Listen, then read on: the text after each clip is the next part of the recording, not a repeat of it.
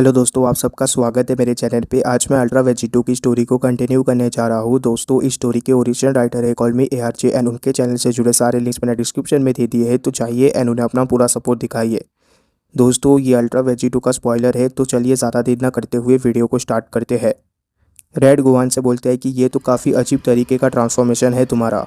आखिर तुम इस ट्रांसफॉर्मेशन को किस नाम से बुलाते हो? गोहान इस बात को सुनकर बोलता है कि तुम पहले डीमन नहीं हो जिसने मुझे इस तरीके का सवाल पूछा है, पर मैं क्या कर सकता हूँ, जवाब जानने से पहले ही वो सारे लोग मारे जा चुके हैं। इसलिए मुझे इस बात को बोलने का कभी मौका नहीं मिला। पर इस फर को और इस टेल को देखते हुए मुझे लगता है कि इस फॉर्म का नाम बियॉन्ड बीस्ट फॉर्म होना चाहिए। गोहान के मुंह से बीस्ट को सुनकर रेड एकदम से हैरान रह जाता है। रेड बोलता है कि बीस्ट, इसका मतलब तुम्हारे अंदर बीस्ट के निशान है। पर यह नहीं हो सकता। क्या ये कोई कोइंसिडेंस है? आखिर एक मॉर्टल किस तरीके से डीमन पावर का इस्तेमाल कर सकता है?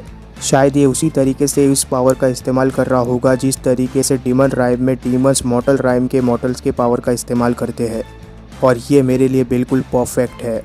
ये बोलते हुए रेड का एक्सप्रेशन एकदम से चेंज हो जाता है। रेड काफ़ी ज़्यादा खुश हो जाता है गोहान के इस तरीके के ट्रांसफॉर्मेशन को देखकर। रेड बोलता है कि इस तरीके की इवेंट की मैंने उम्मीद नहीं की थी। मुझे नहीं लगा था कि इस बेकार से प्लेनेट में मैं तुम जैसे किसी से टकरा जाऊंगा। शायद तुम ही वो टिकट हो जो मुझे लॉर्ड लूसिफ के गुड बुक में शामिल करने वाला है। तुम्हारे जैसे किसी को अगर मैं लूसिफ तक पहुंचा दूं तो ये बहुत ही ज़्यादा गेम चेंजिंग मोमेंट होगा हमारे लिए। और शायद अगली बार लूसिफ मुझे राइफ़ल के साथ एक पिस्टल भी दे दे, या फिर और भी कुछ हो सकता है। एंडलेस पॉसिबिलिटीज़ है इसके। तभी एकदम से रेड एक्शन में आ जाता है और रेड काफ़ी तेज़ी से गोहान की तरफ बढ़ने लग जाता है। रेड बोलता है कि चाहे किसी भी तरीके से हो, तुम मेरे साथ आने वाले हो पार्टनर, और मैं तुम्हें ज़िंदा पकड़ना चाहता हूँ। इसीलिए कोशिश करना अपने आप को ज़िंदा रखने का बच्चे। ये बोलते हुए रेड एकदम से एक ही फ्लैश में गोहान के पास आ जाता है। वहीं पर दूसरी तरफ गोहान बिल्कुल शांत खड़ा हुआ होता है एक ही जगह पर। गोहान के चेहरे पर एक स्माइल होती है। गोहान बोलता है कि मैं तुमसे पहले भी ये कहने वाला था, पर अब जबकि तुम मेरे काफ़ी ज़्यादा नज़दीक आ चुके हो, ये देखने में काफ़ी ज़्यादा मज़ा आएगा कि तुम्हें पहले जैसा रिजल्ट मिलता है कि नहीं। वहीं पर दूसरी तरफ रेड एक के बाद एक अटैक शूट कर रहा होता है गोहान के ऊपर, पर इतने पास से अटैक शूट करने के बावजूद गोहान हर एक अटैक को डॉज कर रहा होता है। गोहान सारे के सारे अटैक को काफ़ी ज़्यादा एफर्टलेसली डॉज कर रहा होता है। रेड को काफ़ी ज़्यादा गुस्सा आ रहा होता है गोहान के ऊपर। रेड बोलता है कि तुम्हें क्या लगता है मेरा अटैक ख़त्म हो चुका है? अब तुम इससे बच के दिखाओ। ये बोलते ही वो डीमन फिर से अटैक शूट करने लग जाता है गोहान के ऊपर। इस बार वो डीमन और भी ज़्यादा तेज़ी से और दुगने अटैक शूट कर रहा होता है गोहान के ऊपर, पर गोहान हर एक अटैक को डॉज करता हुआ उन अटैक के बीच में से आ रहा होता है उस डीमन की तरफ। गोहान के चेहरे पर एक स्माइल होती है और गोहान बोलता है कि चाहे मैं इनकम्प्लीट हूँ इस फॉर्म में, पर मुझे लगता है कि इतना काफ़ी होगा तुम जैसे को हराने के लिए। मुझे नहीं लगता कि ये लूसिफ हमारे लिए बहुत बड़ा प्रॉब्लम होगा। जैसे ही गोहान ऐसा बोलता है वैसे ही गोहान एकदम से बहुत ही ज़्यादा नज़दीक पहुँच जाता है रेड के, और अब गोहान एक अटैक करने वाला होता है रेड के ऊपर, जिस चीज़ को देखकर रेड काफ़ी ज़्यादा हैरान रह जाता है। तभी इसके बाद थोड़ा सा समय बीत जाता है। वेजिटो सेक्टर 3 के डीमन से हारने के बाद आंखें बंद करके खड़ा हुआ होता है।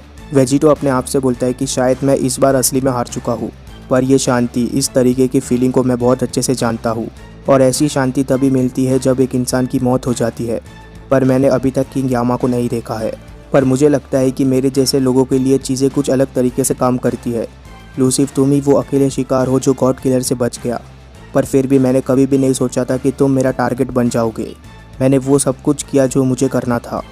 मेरा मेन टारगेट था डाई, ज़ेनो और बाकी के डिस्ट्रॉयर्स को हराना और सभी गॉड्स को ख़त्म कर देना, और मैंने वो किया भी। और तुम्हें अभी मुझे ढूंढने की कोई ज़रूरत नहीं है। पर एक बात का याद रखना, तुम इस लड़ाई को अभी भी जीते नहीं हो। वो दोनों अब भी मौजूद है। और तभी वेजिटो एकदम से गोकू और वेजिटा के बारे में सोचने लग जाता है। वेजिटो बोलता है कि मुझे पूरा भरोसा है कैकारोट और वेजिटा के ऊपर, और वैसे भी वो दोनों तो मैं ही हूँ ना। बस तुम देखते रहो। जब भी मैं यहाँ से बाहर निकलूँगा, मैं उस दिन का इंतज़ार करूँगा जब वो दोनों तुम्हें हरा देंगे लूसिफ। मेरे शब्दों को याद रखना।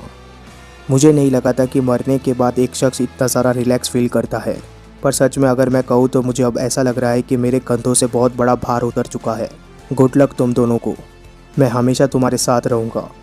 तभी वेजिटो को एक आवाज़ सुनाई देती है, और वो आवाज़ बोलती है कि इतनी जल्दी हार मान रहे हो तुम, कमज़ोर कहीं के। और इस बात को सुनकर वेजिटो एकदम से हैरान रह जाता है।